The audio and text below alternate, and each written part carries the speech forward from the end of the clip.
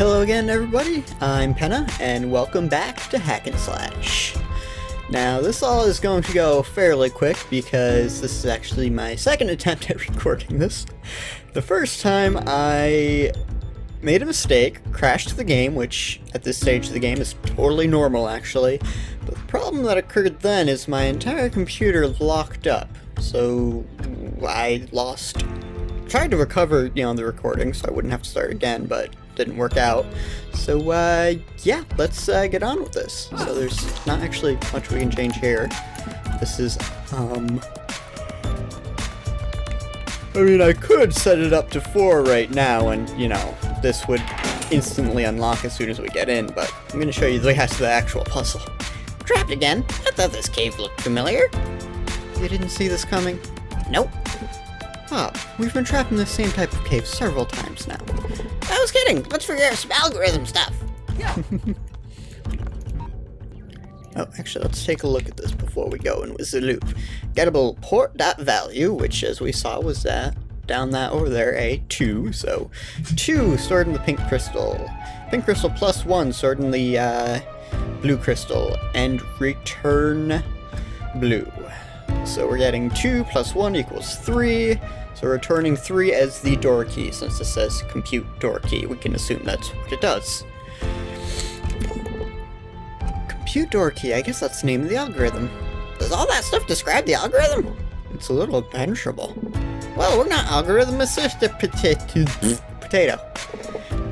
Are you getting anything from it? Add is probably addition, right? Yeah. Port is listed in arguments. That's probably the port outside the cell. Ha! Figures we wouldn't be able to get to it from in here. I can't take you serious with that face, Bob. Same to you, Alice. Well, I'm guessing we need to change the algorithm to help the key to the door. We gotta use that loop. That's a fun word to say. Loop. Alright, let's do it. So since we can't change that 2, what if we change this 1? 2 plus 2 equals 4, right? Yeah. Sometimes I get confused and think 2 plus 2 equals something like muffin, but I have to remember, muffin is not a word, it is a word, not a number. Alright, concat random into blue, return blue. So blue is going to say random. It's not going to be random, it's going to say the word random. Compute door key. Did we wind up in the same room again? No, it's different. I think we're dealing with words now. Ah, let's warp in. Now, this is a little easier for me than it might be for people who haven't actually studied programming, seeing as I happen to know that concat literally means to put 2 strings of letters together. So it is indeed outputting the word random. So since we need it to output freedom, according to what it says on the door, we can simply change ran to free. That's it. Simple enough. Man, we are breezing through this. Alright. Port 1 is 99.99. Just how many identical caves are there in this place? Alright, and the key is impossible. So, gettable port.value. Alright, 99.99 times 0. If 0 is less than 0, continue. 0 is not less than 0. So, we need to make what it stores in orange anything greater than 0. Which, if we look at that, it means since we can't change port.value, the port value, we'll go ahead and change what it's multiplying by to anything other than 0. Oh. She brings up a good point. I realize I'm explaining things that some people might not get right away. I've got nothing. I bet we can figure out how it works, though. Yeah, it's pretty straightforward when you get it over there. I mean, MUL multiply, but, you know, I think we've all used an asterisk at one point or another, been taught that that means multiply. So, yeah, let's get in there.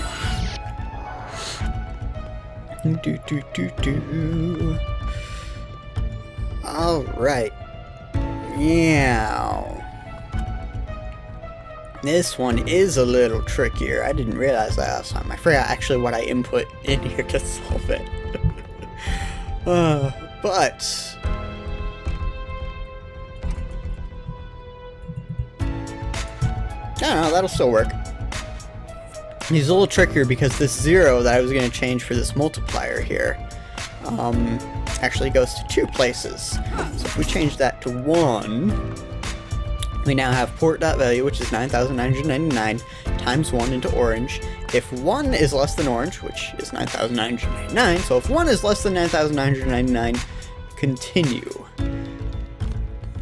Which is exactly what we want it to do. So that should work. Yeah!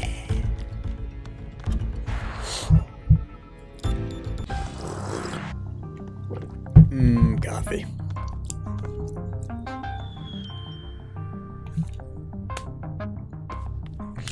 Alright. Equation. It's comparison. If password is equal to seek knowledge, continue. Load boolean, true, return true. Load boolean, false, return false. It's never going to hit this second return point because it's... Oh, unless not continue is going to have it return false. Skip over there. Which is actually, I think, exactly what it's doing. Okay, so if password does not equal seek knowledge, then it will skip these two, load up false and return false, which means that it'll be false that this door is open. We're going to make that true. What's the password again? I don't think we need to change anything here. Password. Seek knowledge. Yeah! Alright, this is pretty similar, except we're using both. Alright, if outer password equals seek knowledge, continue. False into blue. And return false. If inner password equals change the rules, continue. And then we will return a true statement. Oh, I see, I see. So what this is saying is if the outer password is equal to seek knowledge, the door's not going to open. If the inner password is equal to change the rules, then, yeah, I kind of screwed up the explanation there, but pretty much we need to have the other password not be seek knowledge and this password be change the rules if we were to leave it be.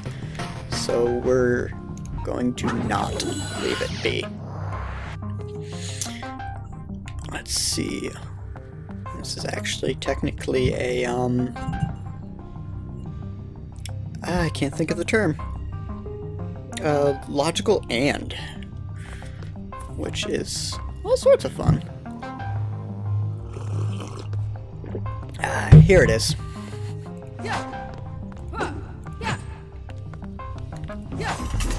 True. Simple as that. Now if the outer password is seek knowledge, it'll return true, which is what we want it to do. You know what else we can do? I think, I haven't actually tried this before, but what if we just make everything return true, like, regardless? It opens. So we didn't actually have to mess with any passwords. We just had to change the rules. Alright. Now we got through both of those password gates just so that we could move this bridge. Or at least this segment of the bridge. Because there's actually 3. But we'll get to that in a moment. Well, not literally a moment. Well, I mean, I guess I could cut it and make it literally a moment, but I'm not gonna do that. For prep. For prep. Preparation for a for loop. from 1 to 4, call tile creator, and increment. For loop. Okay. Do you think this part of the algorithm is something we should change? Yeah, let's dive in there. And actually, we should probably take a look at what the pressure plate here does first. It creates half a bridge. This for loop isn't going long enough. Alright. It is incrementing by 1, and it's doing from 1 to 4. So every time it increments, so starting at 1, it tile creator Q bridge tile, so it creates a tile. Then it increments to 2 and it creates a tile. Then it increments to 3 and creates a tile, all the way until it gets to 4, at which point it's going to, finish. So it's going to stop. So all we need to do here is increase this so that it increments more times and creates more tiles for us. I have no idea how many, but seems like that was enough. This is probably similar, but just skipping some. Closure. Function 0 is even. Alright, so we're creating a function here. I'm a bit, the programming language this game actually uses is LUA, and that's one I haven't actually studied in depth. But fun thing about programming is if you study a couple languages, you start to get a handle on the rest. Some of the wording and lingo it used and such. Do you think this part of the algorithm is something we can change? Yeah, let's dive in there. Did I already say that? Alright, so F0 is even. So this is function 0. We have created a function which literally all it does is check to see if a number is even. If it is even, it doesn't do anything if it's even, it just checks if it's even. We don't actually use that till down here. But, if we go back out and look closely here, I think we can see. Yeah, it's a bit hard to see here. I'm not sure of the best way to explain it, really. But what's going on here is we're seeing that it's a for loop just like the last one. It's incrementing by 1 each time. The problem we're having with it skipping certain tiles it's creating is that it's set up to only create a tile if the number we're incrementing to is even. So it's skipping all the odd number tiles, which is a problem for us. So there's a number of ways we could fix this. I think probably the easiest way is if we convince it that every number is even. And all we have to do, actually I'll go back out and show you. This is a piece of math stuff that I actually never learned in school, and that's that percentage sign there is actually a type of division called modulus division. We divide, in this case, by 2, and instead of getting, the answer like 5 divided by 2, it would be 2 remainder 1, where actually the remainder is our answer that we're giving, so 1.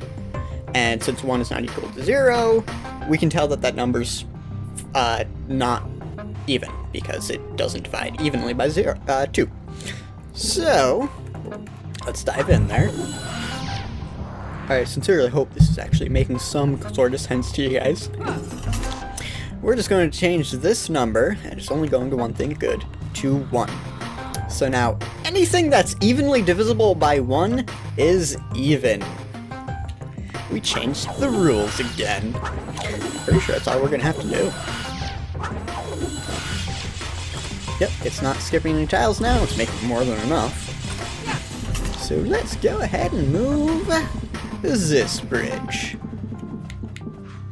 Get it somewhat lined up, because why not? Forgot to step on the button. Button! Button! There we go. I like buttons. For those of you who watched that last video, the one before that, know that quite well.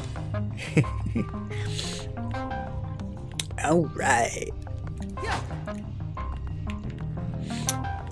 Now, this one was a bit more complicated than some of the others, but also a bit simpler. Simpler from a,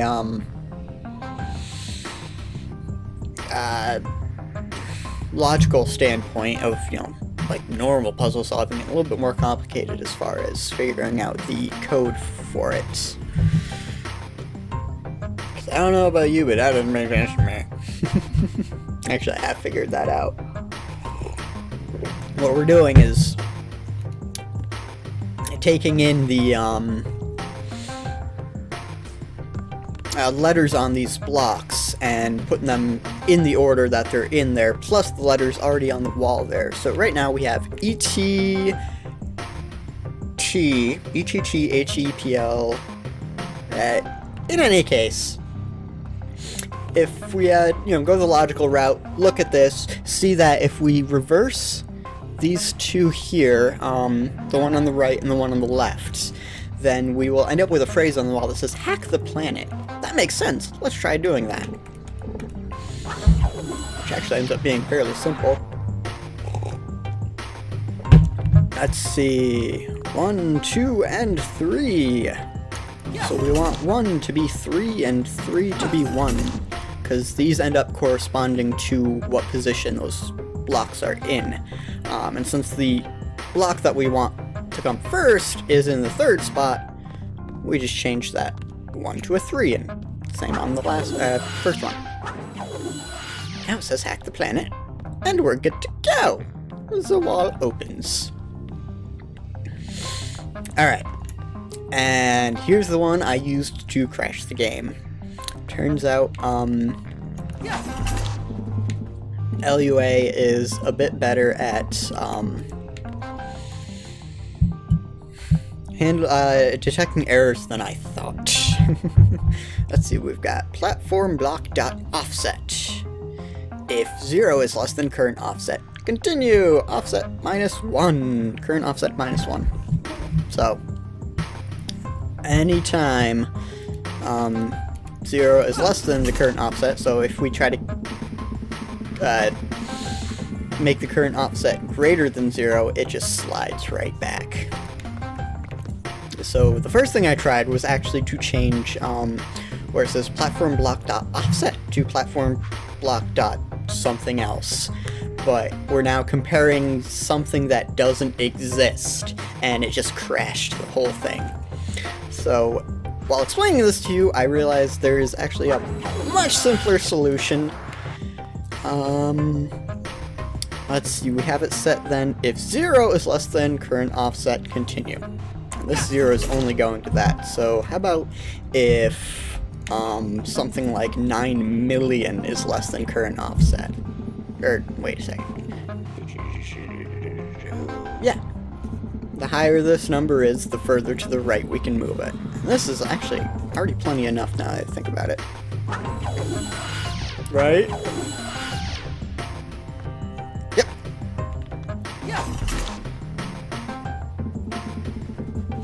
Hooray! See, this game is interesting in that some of these puzzles get really complex if you really dive down into it, but there's usually a pretty simple answer if you just experiment with stuff. What? We're back here? Duh! Your crazy thing. Congratulations! Did you say the exit was through those caves? In a way, it was in a way. You passed the trials. You might be capable of facing Christo. We can't face him if we're stuck in here. I have something else for you that will help. Take these. Bombs? They're my latest, most powerful invention. The loop allows you to see algorithms that are already exposed to the world, but these bombs will expose algorithms that can't normally be accessed. Nice. I still don't really understand what you two are talking about. But those bombs will help us escape. Certainly, the entrance was not built to open once closed, but you can change that. Ooh. You said leaving that way was dangerous. Absolutely, but you are clever and brave. I think you may be able to face the danger that awaits you.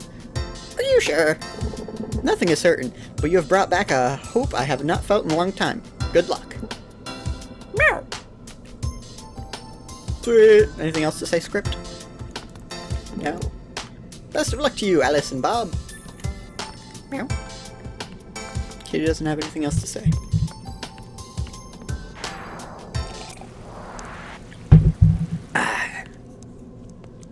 And now we have... There it is. The item that lets us change and mess with absolutely anything. This is a very dangerous item. Let's see. Unhackable gate door. Let's put a bomb on it. Boom! It creates a portal. And now we can change anything about the door we want. We can actually bomb anything we want. Let's see. Is hackable. Loadable. False. Well, I guess we could either change, like, some of this stuff here to make it always open, or just change is hackable to make it hackable, since this is a very simple algorithm in here. Probably just simplest to change this. True. That unhackable gate door is hackable. Boom! Yeah!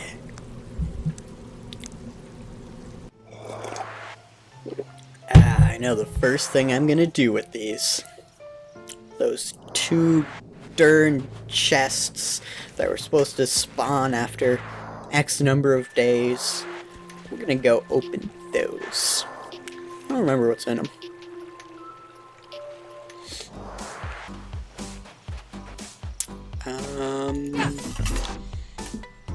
But whoops.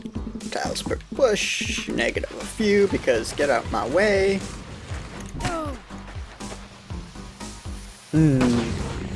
That's probably much more of a complex thing than I need to get rid of this turtle.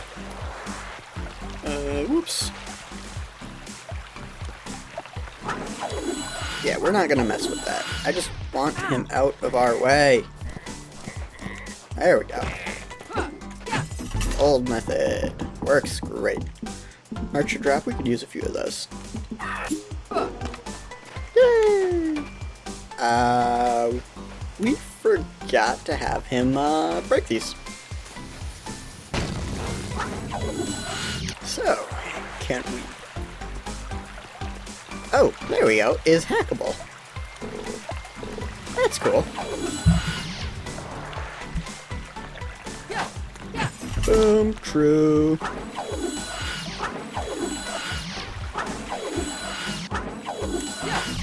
Destroyed, true.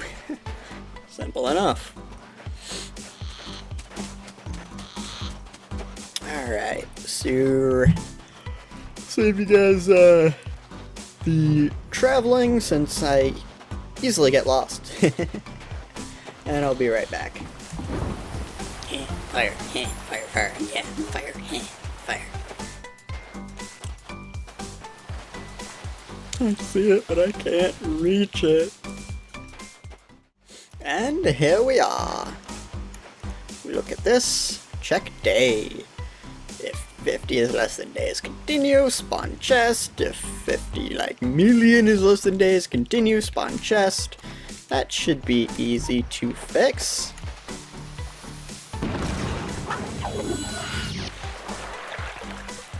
Alright,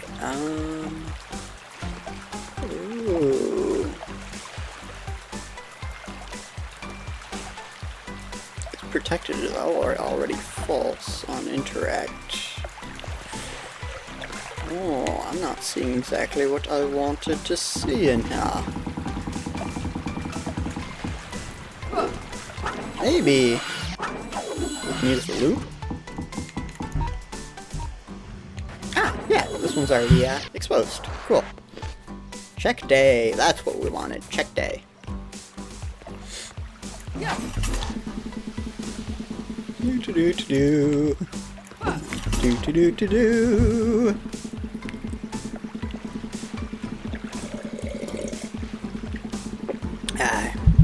I could probably just change that less than sign to greater than, and that would have been a lot quicker than waiting for this to roll back down to the negatives. So, yeah, I'm just gonna go ahead and do that. As long as 47 million days haven't passed. Actually, that's like 470 million days.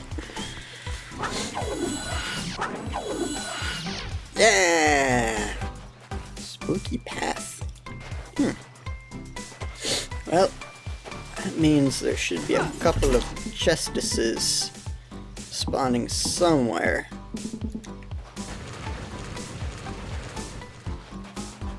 Aha! There's the beach treasure chest. What do you got in you? It's another artifact. Hearts per day, huh? Oh.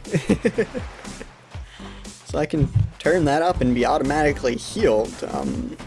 You know, become like Wolverine and regenerate all damage done to me over time. But there's hardly anything ever hitting us, so it's like, eh? Enable debug buttons! Oh! Was it worth the 500 million day wait? Well, we didn't wait 500 million days, silly. Alright. Nope, that's not the one I wanted. Enable debug buttons. True. Where is it? Pretty sure.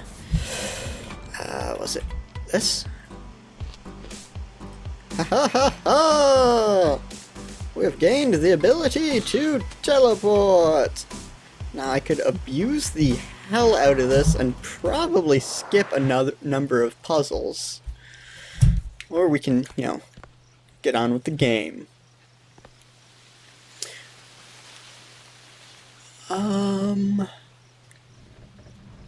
Yeah, but we're actually out of time here, so next time we'll get into the castle. You know, the giant structure right in front of us. Hack some more things and probably manage to break the game a whole lot. So, of course, thanks guys for watching. Like and comment and subscribe and all that stuff, especially the comments. I could really use you guys' feedback as far as what you think. But anyways, of course, thanks for watching again, and have a good one. Oops. I hope that wasn't a real city. Cut through.